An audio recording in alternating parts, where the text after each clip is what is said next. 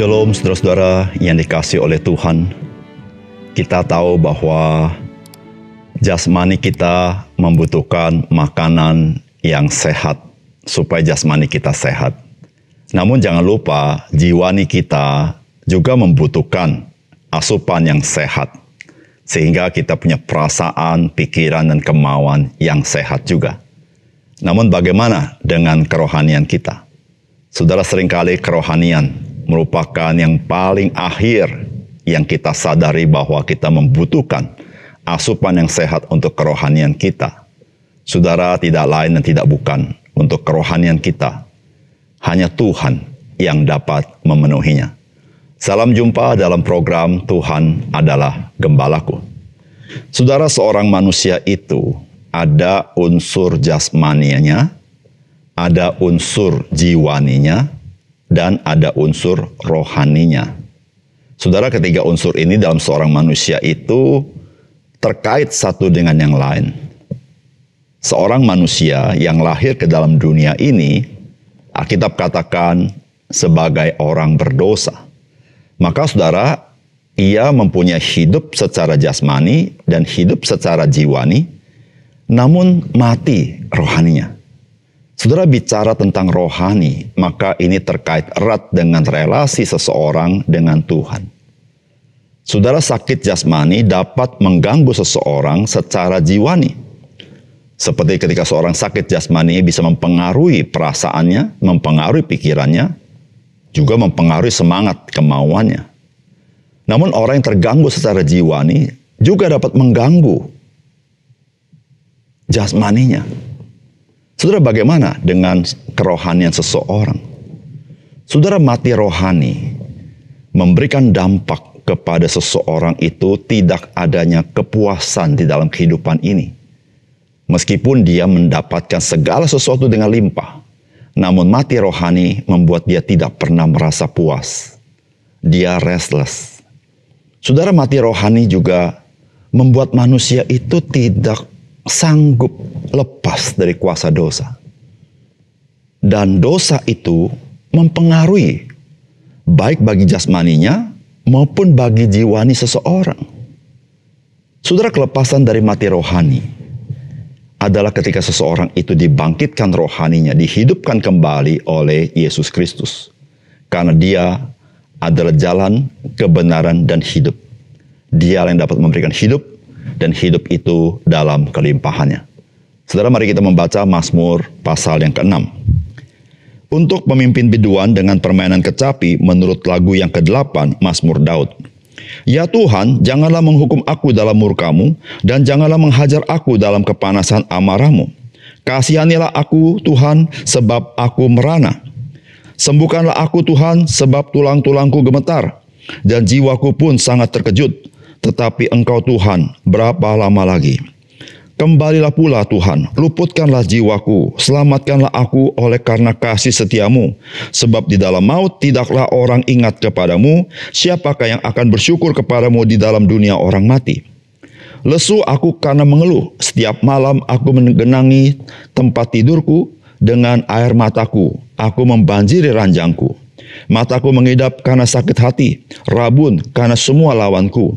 Menjauhlah daripadaku, kamu sekalian yang melakukan kejahatan, sebab Tuhan telah mendengar tangisku, Tuhan telah mendengar permohonanku, Tuhan menerima doaku. Semua musuhku mendapat malu dan sangat terkejut, mereka mundur dan mendapat malu dalam sekejap.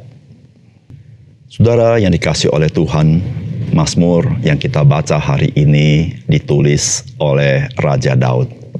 Saudara, Raja Daud disebut sebagai sahabat daripada Tuhan, karena dia adalah seorang yang hidup dekat dengan Tuhan. Namun di dalam Mazmur ini, saudara, dia sedang menyampaikan permohonan doanya terkait dengan dosa-dosa di dalam kehidupannya. Saudara, Raja Daud begitu peka akan dosa-dosanya, karena dia adalah seorang yang dekat dengan Tuhan. Dan dari Mazmur ini, saudara, kita bisa mengerti apa dampak dosa dalam kehidupan seseorang. Apakah pesan firman Tuhan bagi kita? Yang pertama, Tuhan dapat saja menghukum atau mendidik kita karena dosa-dosa kita, melalui tekanan secara jasmani, juga tekanan secara jiwani. Meskipun tidak semua sakit penyakit itu penyebab langsungnya adalah dari dosa. Saudara, firman Tuhan berkata begini, "Ya Tuhan, janganlah menghukum aku dalam murka-Mu, dan janganlah menghajar aku dalam kepanasan amarah-Mu. Kasihanilah aku Tuhan sebab aku merana. Sembuhkanlah aku Tuhan sebab tulang-tulangku gemetar, dan jiwaku pun sangat terkejut, tetapi Engkau Tuhan berapa lama lagi?" Saudara, pemazmur sedang berbicara bagaimana Tuhan murka kepada dia, yaitu terkait dengan dosa-dosanya. Saudara, berbicara dosa, berbicara Tuhan, saudara kita tahu itu berbicara masalah rohani. Namun kalau saudara membaca bagian ini, bagaimana masalah rohani memberikan impact kepada jasmania si pemazmur dan juga jiwa daripada si pemazmur. Saudara, pemazmur mengungkapkan dengan kalimat-kalimat seperti ini, "Sembuhkanlah aku Tuhan sebab tulang-tulangku gemetar, dan jiwaku pun sangat terkejut." Saudara yang kasih dalam Tuhan, dosa kita dapat mempengaruhi jasmani kita dan dapat mempengaruhi jiwa kita. Saudara, dosa-dosa bisa membuat jasmani kita lemah dan bisa sakit. Dosa-dosa bisa membuat jiwa kita merana, depresi, stres, dan lain sebagainya, saudara-saudara. Saudara, ini berbicara dampak daripada dosa. Tapi saudara, bisa juga karena kita berdosa, Tuhan sendiri yang menghukum dan mendidik kita dengan murkanya. Sehingga saudara, bisa saja saudara, kita menjadi sakit karena Tuhan menghukum kita, atau jiwa kita menjadi sakit. Namun saudara, tidak semua sakit penyakit tentu akibat langsung daripada dosa. Tapi saudara, firman Tuhan hari ini memberitahukan kepada kita bahwa mari kita jangan pernah berpikir bahwa kerohanian kita tidak terlalu penting. Yang penting jasmani dan jiwani kita. Jasmani kita kasih pakaian yang bagus. Jasmani kita kasih makanan yang bagus. Jiwani kita pendidikan yang bagus. Kita cari penghiburan yang bagus. Saudara, kita lupa sama kerohanian kita. Padahal saudara tanpa kerohanian yang baik, seberapapun bagus yang terkait dengan jasmani kita, seberapapun bagus yang terkait dengan jiwani kita, saudara, kita tidak akan mendapatkan kepuasan dalam hidup ini.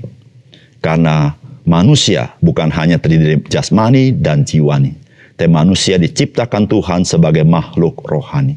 Saudara, untuk menjadi makhluk rohani yang hidup, cuma satu cara, ketika engkau dilahirkan kembali oleh Roh Kudus, yaitu ketika engkau percaya kepada Yesus Kristus, maka rohanimu dihidupkan kembali.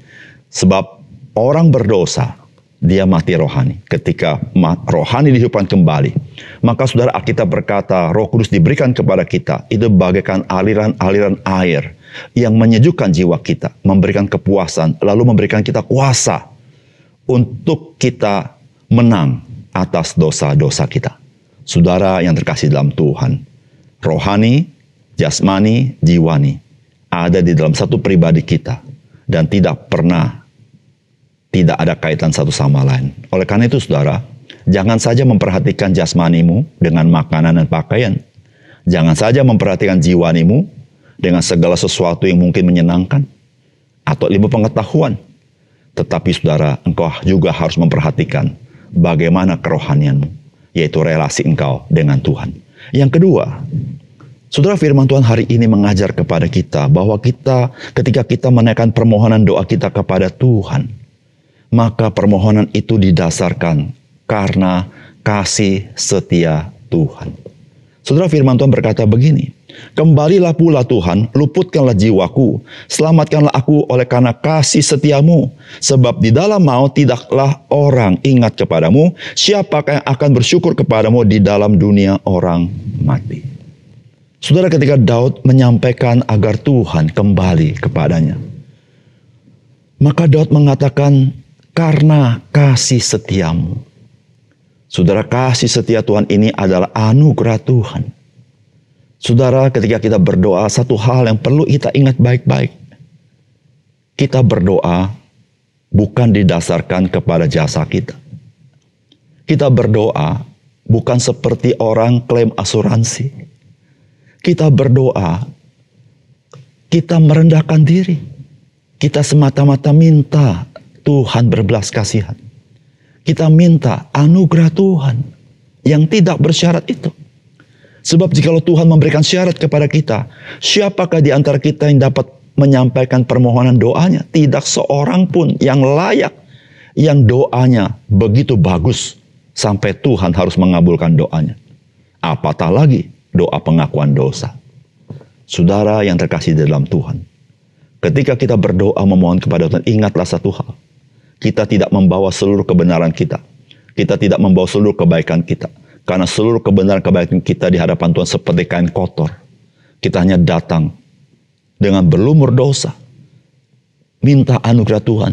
Minta Tuhan kembali mengasihi kita. Berbelas kasihan kepada kita.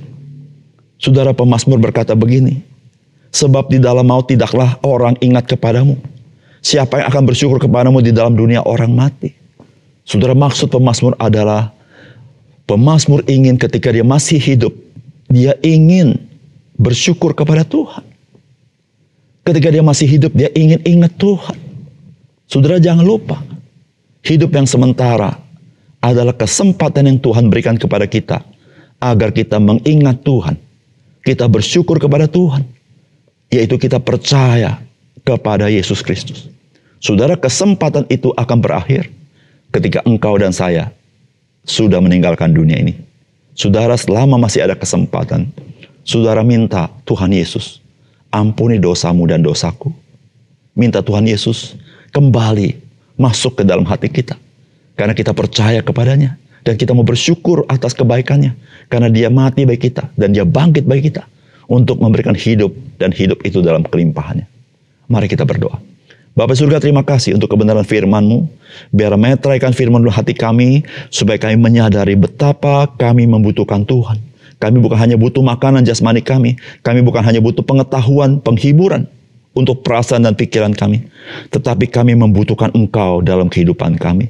Ya Tuhan, biar Tuhan tolong kami di dalam segala keberadaan kami yang hina. Tetapi Tuhan, Engkau mencintai kami. Terima kasih Tuhan. Dalam nama Tuhan Yesus kami berdoa. Amin.